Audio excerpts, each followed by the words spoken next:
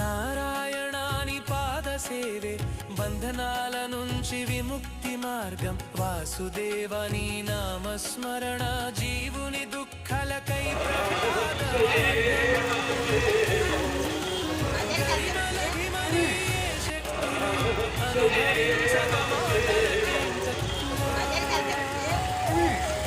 నీ రూపమే జగమంతయు చూసిన క్షణములో చైతన్య పూరితమయ్యా.